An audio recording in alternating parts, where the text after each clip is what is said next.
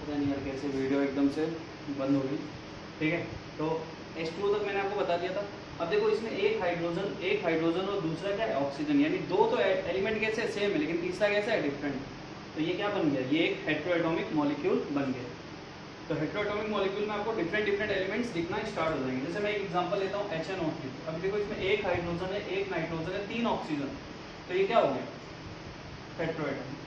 H2SO4 दो hydrogen, एक sulphur, चार ऑक्सीजन, तीन डिफरेंट टाइप के एलिमेंट्स हैं, उनसे कंबाइन हो गया बन रहा है, तो ये क्या बन गया हेट्रोएटॉमिक। अब देखो इनके नीचे कहीं ना कहीं नंबर आ रहा है, तो जरूरी नहीं है कि नीचे नंबर आएगा तभी मॉलिक्यूल होगा। अगर मैं एग्जांपल लूँ HCl का, तो HCl के नीचे तो कोई नंबर नहीं आ रहा, पर ये भी मॉलिक्यूल है और कौन सा है हेट्रोएटॉमिक है। तो हेट्रोएटॉमिक को कैसे पहचाना, डिफरेंट एलिमेंट्स, इसमें एक हाइड्रोजन है एक क्लोरीन है, तो जब दो या दो से ज्यादा डिफरेंट एलिमेंट्स कंबाइन हो जाएंगे तो आपके मॉलिक्यूल ही कहलाएंगे, भले उसके नीचे नंबर आए या ना। तो ये था आपका मॉलिक्यूल और उनके टाइप।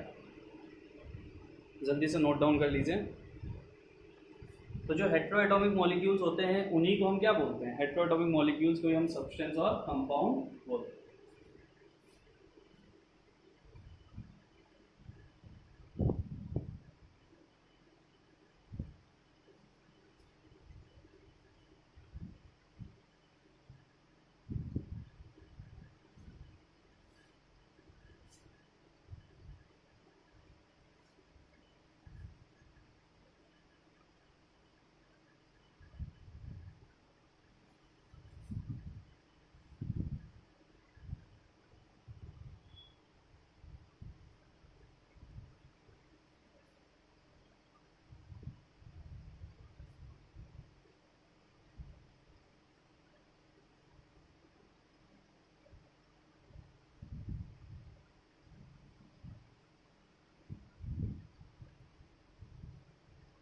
नोट डाउन कर लिया।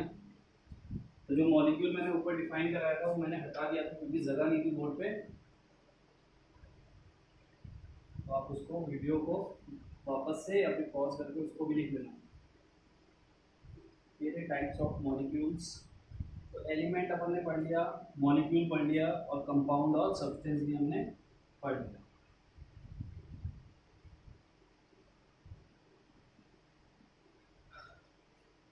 अब देखिए, अब जो अपन बात करने जा रहे हैं वो बात है कि एटॉमिक मास क्या होता है। ठीक है, हेडिंग डालिए एटॉमिक मास। देखिए जो एटॉमिक मास है, एटॉमिक मास को एक्चुअली में कंपेयर किया गया है एक रिलेटिव मास से जिसे हम बोलते हैं C12 आइसोटोप। यानी कार्बन 12 आइसोटोप से रिलेट करके एटॉमिक मास को डिफाइन किया गया है। और इसके अलावा एक और डेफिनेशन है जो मैं आपको बताऊंगा, बट पहले इसको समझते हैं कि इसका मतलब क्या था। पहली बात, C12 आइसोटोप को लेने के पीछे रीजन क्या था। पहली चीज, C12 आइसोटोप को लेने के पीछे रीजन था कि नेचर में इसकी अबंडेंस बहुत ज़्यादा है, यानी ये मेरे हिसाब से 4th या 5th नंबर पे नेचर में एग्जिस्ट करता है। ठीक है, तो नेचर में इसकी अबंडेंस ज़्यादा होने की वजह से इस आइसोटोप को कंसीडर किया गया था एटॉमिक मास को डिफाइन करने के लिए। सेकेंड चीज़, कार्बन आपका जो एलिमेंट है वो बहुत ही लेस रिएक्टिव है, यानी वो रिएक्टिव नहीं होता। अगर ये रिएक्टिव होता तो कार्बन जहाँ पे भी होता वहाँ पे जैसे कोयला वोयला ये सब होते हैं तो इन सब में क्या होती है डायरेक्टली आग वाग लग जाती, बट ऐसा कभी नहीं होता। तो ये बहुत ही ज़्यादा लीस्ट रिएक्टिव है। ये भी इसका एक रीज़न था कि कार्बन 12 आइसोटोप्स को यहाँ पे लिया गया। ठीक, तो अब इसको अपन डिफाइन करते हैं कि क्या था मतलब। तो सबसे पहली बात, एटॉमिक मास को रिलेट किया गया है C12 आइसोटोप से और एक डेफिनेशन दी गई है। तो डेफिनेशन क्या है, the atomic mass of an element is defined as, ठीक है, the atomic mass of element is defined as the average relative mass, the average relative mass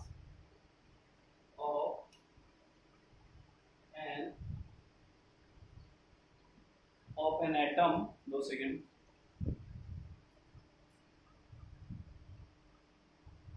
तो वीडियो क्लियर नहीं आ रही थी, अभी आ रही है clear.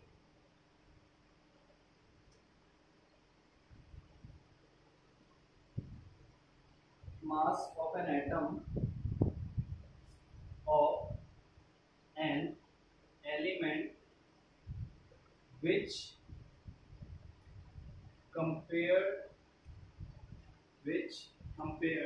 the atomic mass of an element is defined as the average relative mass of an atom of an element, ठीक है, which element,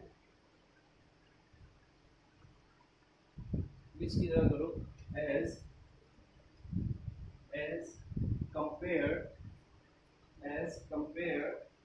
to the mass of an atom of C12 isotope. So carbon C12 isotope which is taken as, ठीक है, the atomic mass of an element is defined as the average relative mass of an atom of an element as compared to the mass of an atom of C12 isotope which is taken as 12, ठीक है। तो ये थी आपकी definition, यानी कि अगर मैं इसको एक फॉर्मूले के बेस पे लिखूं, फॉर्मूले के बेस पे क्या होता है, एटॉमिक मास।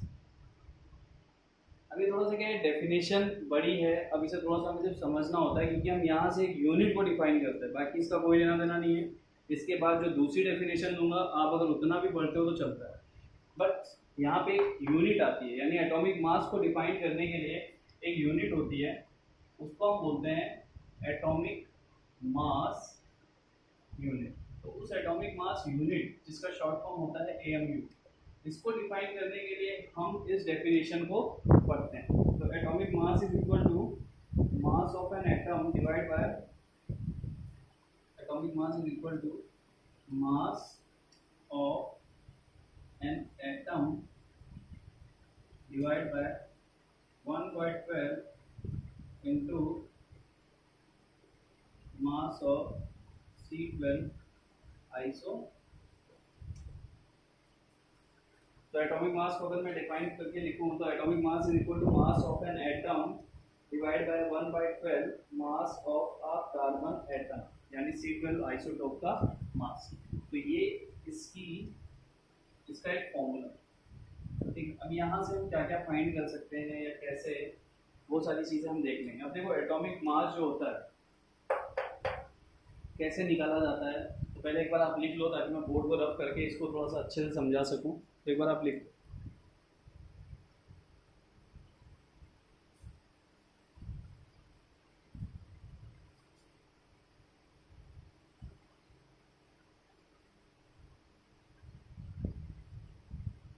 तो जो मैंने बताया ना कि एटॉमिक मास यूनिट, यानी जो भी मास होता है उसको हम इस यूनिट में कंसीडर करते हैं। तो हम 1 AMU की वैल्यू के लिए इस डेफिनेशन को पढ़ते हैं, यानी कि 1 AMU की वैल्यू अगर हमें निकालनी होती तो हम कैसे निकालते हैं। तो इसको जल्दी से लिख लीजिए।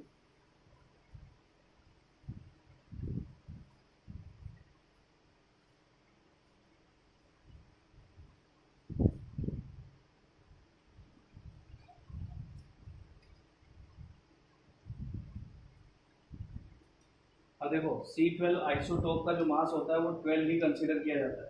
तो atomic mass is equal to mass of an atom, ये जो आपका है ना, अब मैंने लिखा है ना विच इज टेकन एज 12। तो mass of C12 isotope which is equal to कितना होता है 12। तो अगर मैं इस फॉर्मूले में पुट करूं तो 1/12 इंटू 12, 12 से 12 कट जाएगा तो atomic mass is equal to किसके आ जाएगा, मास ऑफ एन एटम। यानी यहाँ से एक दूसरी डेफिनेशन हम पढ़ने जाएंगे कि एक एटम का मास जो होता है वो एटॉमिक मास कहलाता है, यानी कि सिर्फ एक एटम का मास एटॉमिक मास कहलाता है। तो ये है इसकी डेफिनेशन। अब C12 आइसोटोप क्यों लिया गया था तो ये मैंने आपको बता दिया। तो ये रिलेशन दिया गया था, यानी ये साइंटिफिक रिलेशन दिया था साइंटिस्ट ने C12 को लेके कि C12 को लेके आप किसी का एटॉमिक मास डिफाइन कर सकते हो, लेकिन उसमें जो बोला था तो वो क्या निकल गया, वही निकल गया है जो हमारी दूसरी डेफिनेशन है। तो यहाँ पे हमने ऑलरेडी लिखा है विच इज टेकन एज 12। तो मास ऑफ C12 आइसोटोप कितना होता है 12, सीधा सीधा दिख रहा है ना, C12 आइसोटोप मैंने आपको पढ़ाया था। तो C12 का मतलब क्या है, इसका एटॉमिक मास 12 है। ठीक है, जल्दी से लिखिए।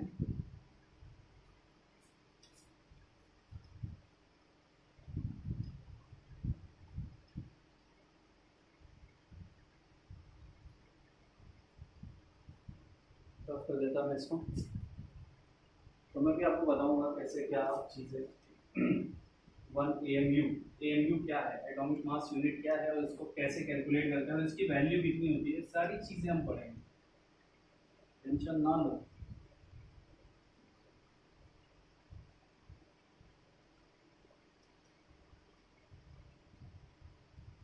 वैसे लोग टेंशन लेते ही कहाँ, उनको टेंशन देना जानते हैं।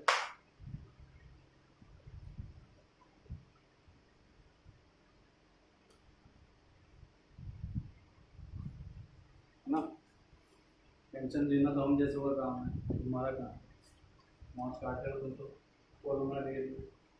चलो भाई दूसरी डेफिनेशन देखते हैं, एटॉमिक मास। इसकी दूसरी डेफिनेशन क्या है,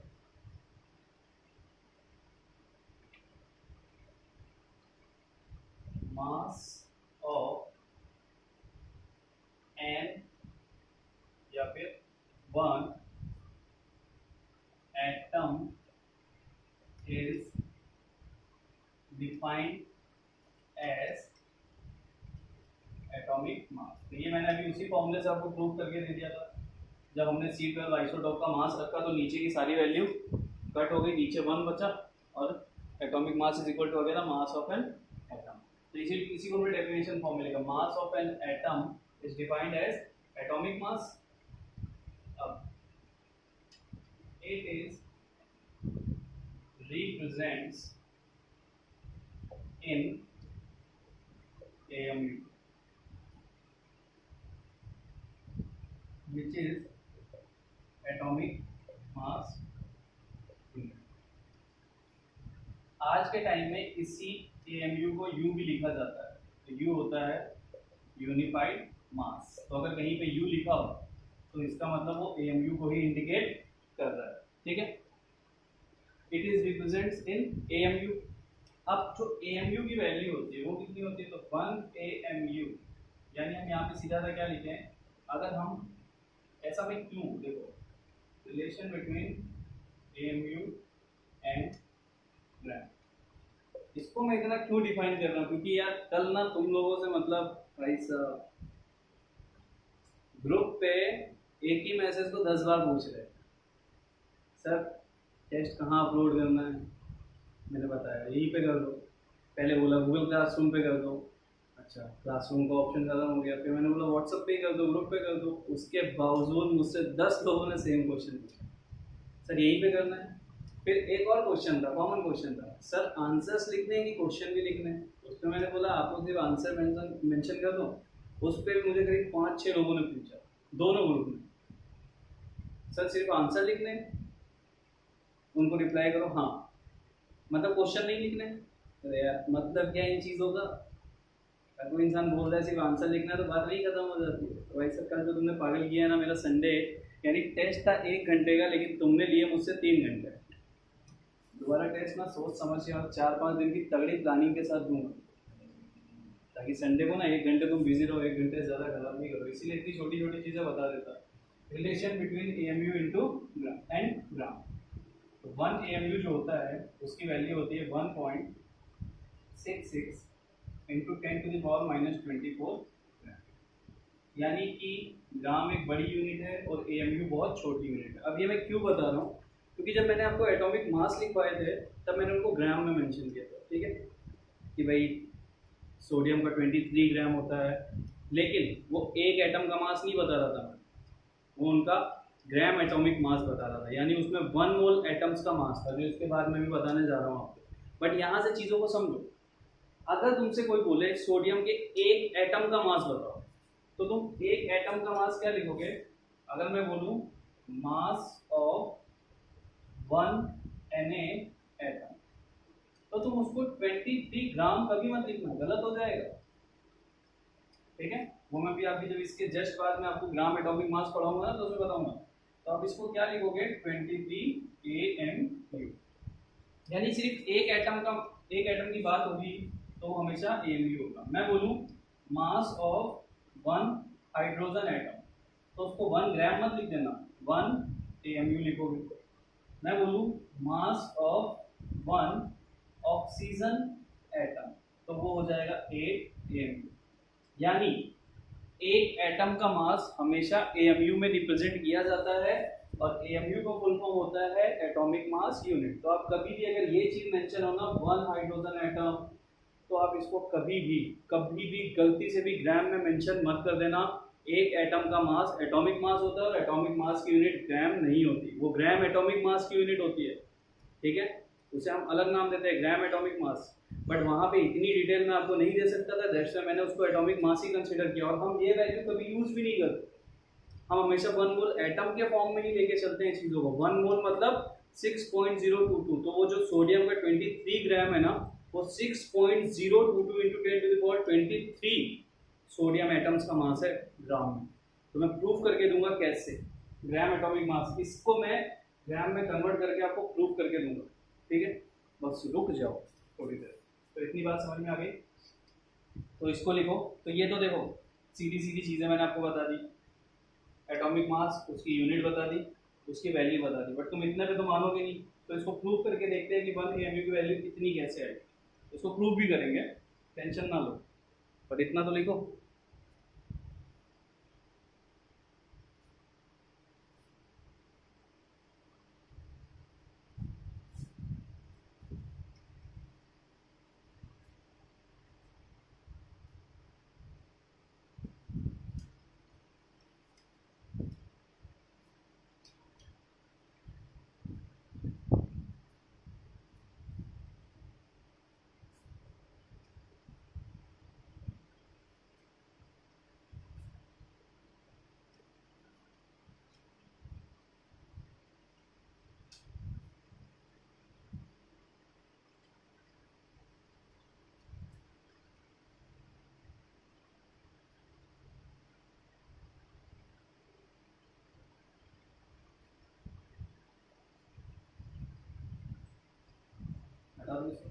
तो ये भाई आपकी एटॉमिक मास की सबसे इजी वाली डेफिनेशन है, और इसी को आपको जनरली पढ़ना है और इसी को आपको दिमाग में रखना है। यही वैल्यूज आपके काम आने वाली है, यही यूनिट आपके काम आने वाली है। अब ये यूनिट और ये वैल्यू कहाँ से आई, ये मैं आपको बता रहा हूँ। तो आज का लेक्चर ना 1 घंटे से ज़्यादा बढ़ा है, ये मिनिमम 1.5 घंटे का लेक्चर है, मान के चलो, क्योंकि आज मैं आपको बिल्कुल टाइम नहीं दे रहा, मतलब टाइम दे रहा हूँ लेकिन इतना नहीं दे रहा, सफिशिएंट टाइम नहीं दे रहा कि आप लिख सको। तो आप लोग को ना वीडियो पॉज कर करके ही लिखना पड़ेगा, क्योंकि पहला लेक्चर यार क्या होता है, बहुत बेसिक होता है। बेसिक मतलब एकदम ठीक है, पढ़ी हुई चीज़ें बतानी पड़ती हैं, तो इसको जल्दी से ख़त्म करते हैं और अपन चलते हैं अपने चैप्टर में। यानी सेकेंड लेक्चर से अपन स्टार्ट कर देंगे बढ़िया मस्त चीज़ें, मोल कंसेप्ट, एक्चुअल में मोल कंसेप्ट, तो ये सब तो क्या बेसिक है। तो चलो अब देखो 1 AMU की वैल्यू क्या क्या हो सकती है। तो 1 AMU में आपको 2 टाइप से एक्सप्लेन करूँ। देखो मास ऑफ C12 एटम, तो C12 कार्बन 12 जो एटम होता है उसका मास कितना होता है? 12 AMU। तो यही तो अपन ने लिखा, जो C12 एटम उन्होंने कंसीडर किया, जिसको उन्होंने एक रेस्पेक्ट मान के एटॉमिक मास को डिफाइन किया था, बट उसका मास को उन्होंने 12 भी कंसीडर किया था ना। तो C12 और एटॉमिक मास एक एटम का मास, तो अभी भी मैंने बताया एक एटम का मास किस में होता है? AMU।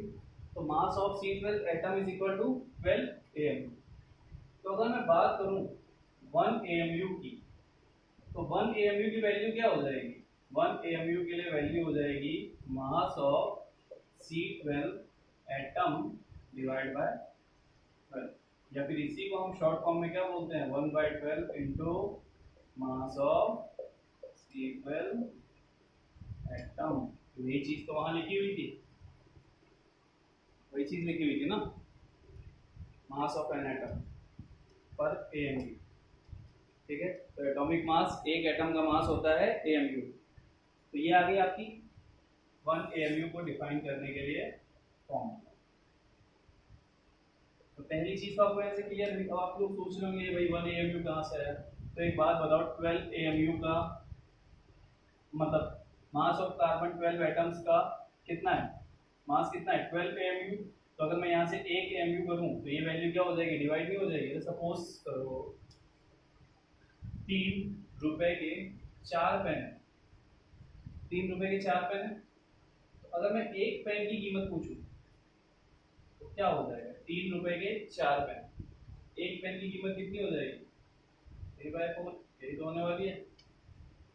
3 पेन, या फिर इसको और इजी वे में समझना है तो 3 पेन की कीमत थी 6 रुपये, एक पेन की कीमत कितनी हो जाएगी भाई, 3 पेन की कीमत है 6 रुपये, तो एक पेन की कितनी होने वाली है,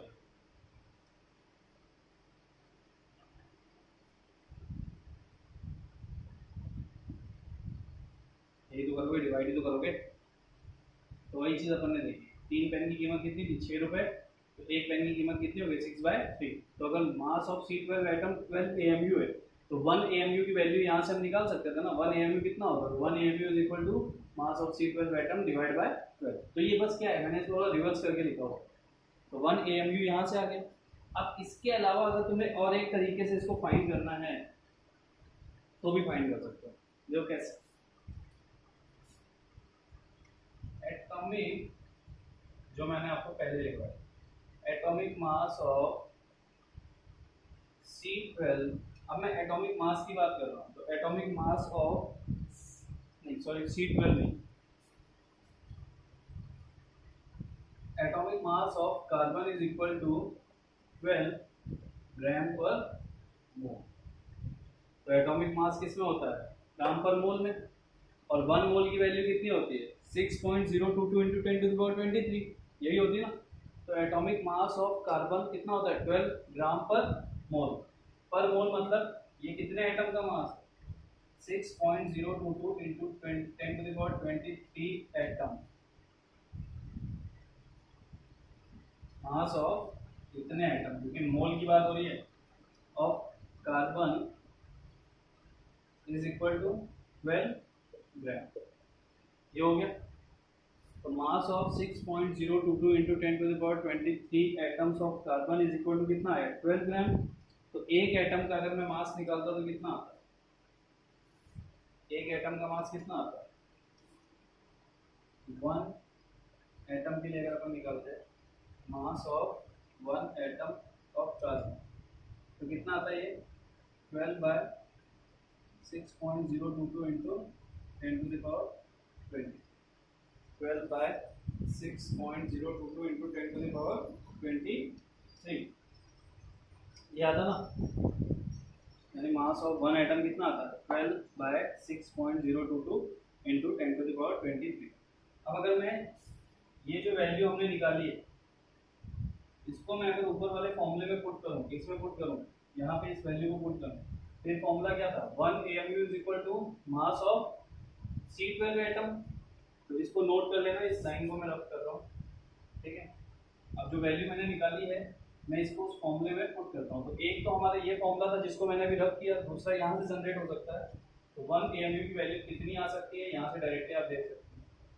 मास ऑफ 1 एटम कितना आया 12/6.022 इंटू 10⁻23, और क्या है इसमें डिवाइड बाय 12, तो 12 से 12 कट गया, यानी 1 AMU की वैल्यू 6.022 इंटू 10⁻23 के इक्वल भी हो सकता है।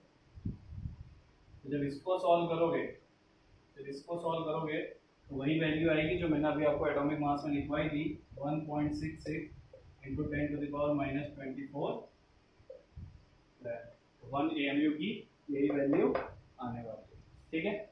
और ये जो वैल्यू होती है, यानी जो मैंने बताया था कि जो मैंने आपको बताया था, ये क्या बताया, आप लोग देखो वीडियो को देखना तो पर्टिकुलर एक सीक्वेंस पे देखना, क्योंकि इसमें क्या छोटी मोटी बहुत सारी चीज़ें डिफाइन करनी पड़ती है। मैंने आपको बताया था कि 1 मोल की जगह आप ये वैल्यू लिख सकते हो, तो इस पर्टिकुलर वैल्यू को अपन नाम देते हैं एवोगैड्रोस नंबर। यानी एक साइंटिस्ट थे, उन्होंने इस नंबर को इन्वेंट किया था, जिसको अपन शॉर्ट फॉर्म में एन भी बोलते हैं। एन मतलब नंबर, ए फॉर एवोगैड्रो, तो ये एन है, तो आप इसको शॉर्ट फॉर्म में 1/na भी बोल सकते हो। ठीक है, तो यहाँ से आपको मैंने प्रूफ करके दे दिया कि 1 AMU की वैल्यू इतनी कैसे है। बट एक चीज़ और, ये आपके कहीं पे भी यूज़ होने लायक चीज़ें नहीं है, ये सिर्फ आपको डिफाइन करने के लिए था और कुछ भी नहीं। पता होना चाहिए आपको कि कहाँ से 1 AMU की वैल्यू आई है, बाकी इसका कोई भी लेना देना नहीं। ऐसा नहीं है कि बहुत ज़्यादा हमें पढ़ना ही पड़ेगा देखने, हाँ आपको पता होना चाहिए कहाँ से आई है वैल्यू, कैसे आई है। तो नोट डाउन कर लीजिए भाई पर्टिकुलर सीक्वेंस में। तो ये था आपका एटॉमिक मास। ठीक है, तो एटॉमिक मास सिंपल सा क्या याद रखना है, mass of one atom, it is represent in AMU। The value of AMU is equal to 1.66 into 10⁻24 gram.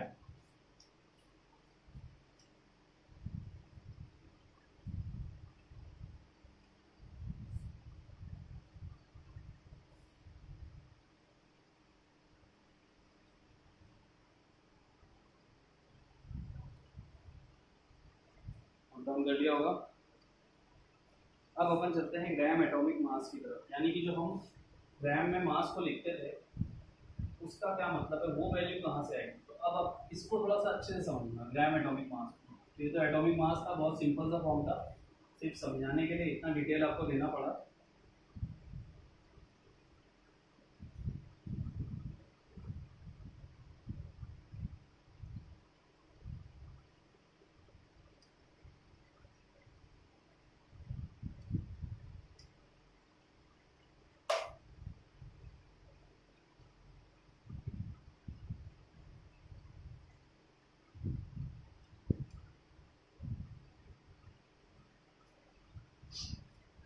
Heading डालिए,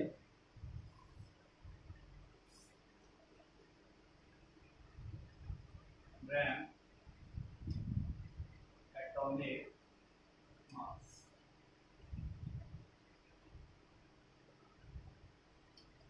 ग्राम एटॉमिक मास क्या हो, मास of 1 mole atoms is defined as gram atomic mass। यानी कि 1 मोल एटम्स का मास, एक एटम का mass atomic mass, 1 मोल atoms का मास ग्राम atomic मास। आपको पता है 1 मोल मतलब कितने एटम्स, 6.022 इंटू 10⁻23।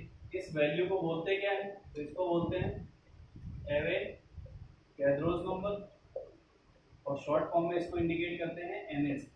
ठीक है, तो mass of 1 mole atom is defined as gram atomic mass. तो हम और करके ये भी तो लिख सकते हैं, mass of 6.022 into 10⁻23 atoms is defined as gram atomic mass. ठीक है, एक एटम का मास होता है एटॉमिक मास, जिसे हम यूज करते हैं, जिसके लिए हम यूनिट यूज करते हैं AMU, और Na एटम यानी कि 6.022 इंटू 10⁻23 एटम्स या 1 मोल एटम। तो 1 मोल की वैल्यू तो यही होती है, उसके मास को हम क्या बोलते हैं, ग्राम एटॉमिक मास। तो अपन क्या बोलेंगे, मास ऑफ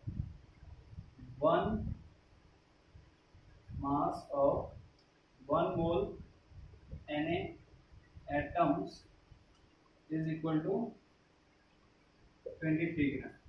अब देखो वहां पे मास ऑफ 1 एटम था, यहाँ पे Na 1 मोल Na, ये Na एवोगैड्रोस नहीं है, ये सोडियम है।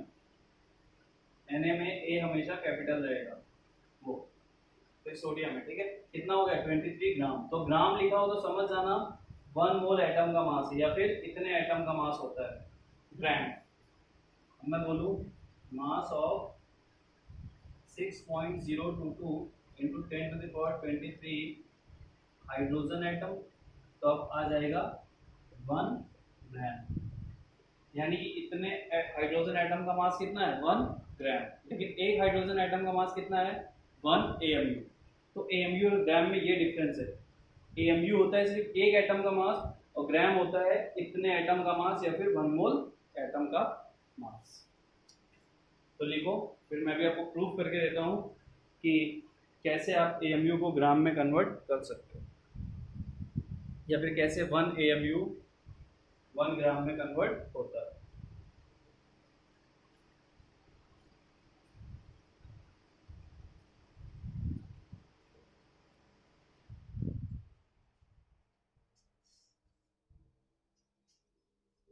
चलिए देखिए,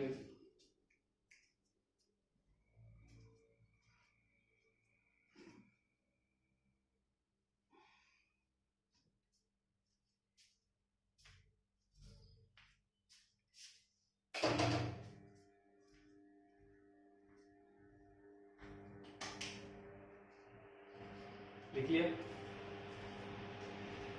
चलिए देखते हैं अपन कि कैसे अपन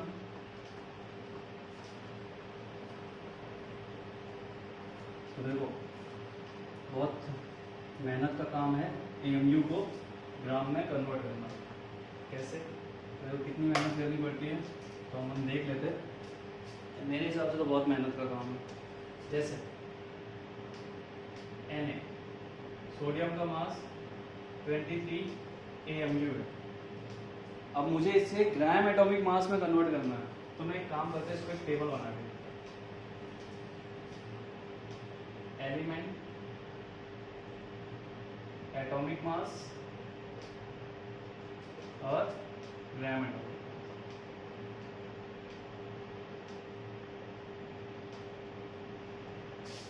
एलिमेंट हाइड्रोजन, दूसरा ले लेते हैं कार्बन, तीसरा ले लेते हैं सल्फर, चौथा ले लेते हैं सोडियम। ये 4 ले लेते हैं, बाकी सब वैसे ही होगा। देखो इसे कन्वर्ट करना कितना मुश्किल है, बहुत मुश्किल है। कैसे, हाइड्रोजन होता है 1 एएमयू, तो हाइड्रोजन का एटॉमिक मास कितना होता है 1 एएमयू। 1 एएमयू मतलब एक एटम का मास। तो एटॉमिक मास, ये यूनिट जहाँ पे भी आ गई एटॉमिक मास यूनिट, मतलब वो सिर्फ एक एटम का मास। अब इसको ग्राम एटॉमिक मास में कैसे कन्वर्ट करेंगे, कुछ नहीं, एएमयू की जगह जी लिखना स्टार्ट कर दो, कन्वर्ट हो गया। वैसे ही कार्बन 12 एएमयू ग्राम। अगर जी लिखा है तो ग्राम एटॉमिक मास मतलब कितने एटम का मास 6.022 इंटू 10⁻23 एटम्स का मास, और एटॉमिक मास मतलब 1 एटम का मास। समझ में आया। सल्फर 32 एएमयू, तो कितना डिफिकल्ट है, बहुत डिफिकल्ट है। सिर्फ हमको एएमयू को हटाना और ग्राम लगाना है। सोडियम 23 एएमयू, 23 ग्राम। ये कन्वर्ट हो गया एटॉमिक मास ग्राम एटॉमिक मास में।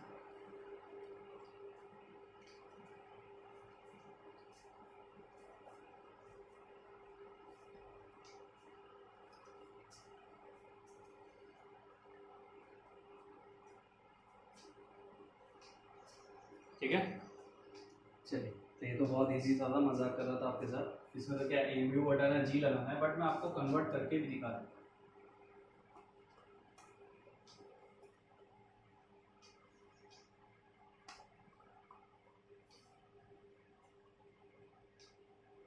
जैसे मान लो मैं सोडियम को 23 एएमयू से आपको कन्वर्ट करना सिखाता 23 ग्राम। कैसे कन्वर्ट करेंगे, तो देखो mass of 1 atom of Na is equal to कितना हो गया 23 एएमयू, यही हो जाएगा ना। तो एक एटम का मास कितना है 23 एएमयू। अब जरा सा एटॉमिक मास वाली थ्योरी पे जाना, मैंने आपको एएमयू की वैल्यू लिखवाई है। 1 AMU की। तो अगर मैं एक एटम के मास को ग्राम में कन्वर्ट करूँ, सोडियम के एक एटम के मास को ग्राम में कन्वर्ट करूँ तो कितना हो जाएगा 1.66 इंटू 10⁻24 ग्राम। तो ये हो गया एक एटम का मास कन्वर्ट ग्राम में। लेकिन एक एटम का मास सोडियम और ग्राम एटॉमिक मास कितने एटम का होता है, ये तो 1 एटम का था ना, तो mass of 6.022 into 10⁻23 atoms of Na, तो वो किसके इक्वल हो जाएगा, तो वो इक्वल हो जाएगा 23 into 1.66 into 10⁻24 gram into 6.022 into 10⁻23, ठीक, इसके इक्वल हो जाएगा। 10⁻24 से 10⁻23 को कट करूं तो बचता है 10⁻1, यही बचता है। तो अब यहाँ पे क्या बच जाता है 23 इंटू 1.66 इंटू 6.022 इंटू 10⁻1। अब 10⁻1 को मैं 1/10 भी तो लिख सकता हूँ ना।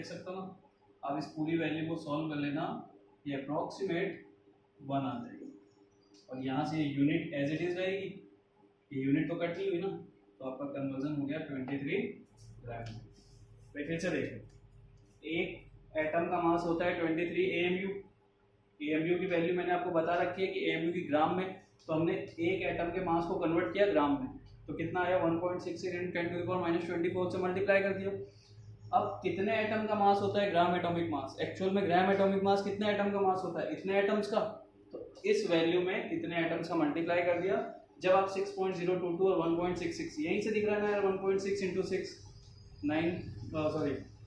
90 या 100 के आसपास, पूरा मल्टीप्लाई करोगे, डिवाइड बाई 10 करोगे, वैल्यू 1 के इक्वल आ जाएगी। करके देख लेना, ये कन्वर्ट हो गया 23 ग्राम में, यानी हमने लिया था 23 AMU, कन्वर्ट कर लिया 23 ग्राम में। तो कुछ भी मुश्किल नहीं है, AMU की वैल्यू हमें पता है, उसमें इस वैल्यू का मल्टीप्लाई करना है, किसी को भी आप कन्वर्ट कर सकते हो। सपोज मैं कन्वर्ट करता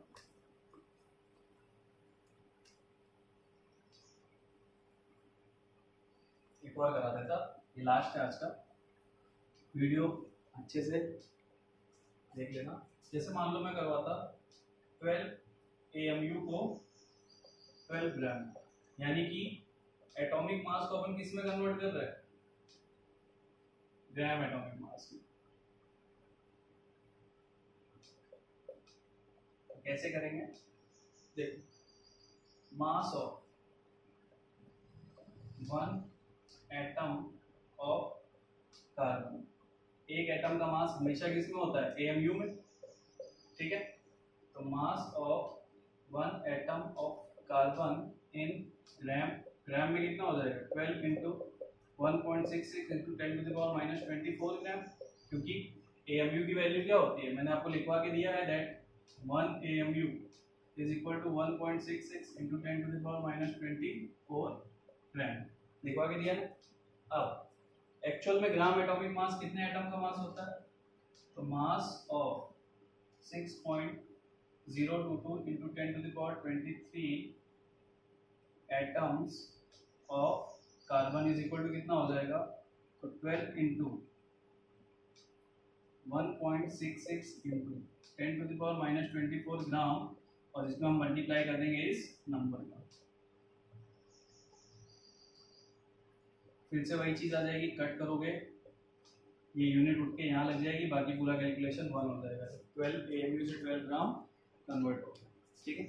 अब देखो यार चीज़ें क्या है, चीज़ें ऐसी हैं कि इन सब चीज़ों के लिए आपको ये सब चीज़ें पता हो। जैसे मान लो मैं बोल रहा हूँ कि मेरे पास ये एक पेन है, इस एक पेन, अब मैं बोलता हूँ इस पेन का वेट मैंने किया हुआ है, सपोज ये 4 ग्राम का है, तो 4 ग्राम कितने पेन का मास है, एक पेन का या Na पेन का, Na पेन का मास 4 ग्राम है ना, लेकिन मैं पूछूं सिर्फ इस एक पेन का मास बताओ तो आप क्या बोलोगे, 4 AMU बोलोगे। अब मैं बोलूँ इसको ग्राम में कन्वर्ट करो, एक पेन को ग्राम में कन्वर्ट करो AMU की जगह, तो आप क्या करोगे भाई, आपको AMU की वैल्यू पता है, इतनी होती है 1.66 इंटू 10⁻24, आप उससे मल्टीप्लाई कर दोगे। अब हमको Na एटम्स के मास को ग्राम में चाहिए, तो हम क्या करेंगे, उसमें Na का मल्टीप्लाई कर देंगे, Na6.022 तो आपका मास डायरेक्टली ग्राम में आ जाएगा। तो ये था आपका ग्राम एटॉमिक मास, और ये था आपका conversion of atomic mass unit into gram atomic mass. ठीक है, तो अच्छे से लेक्चर से ऑब्जर्व कर लीजिएगा। अपन स्टार्ट करेंगे नेक्स्ट पार्ट कल। सो बाय बाय, टेक केयर।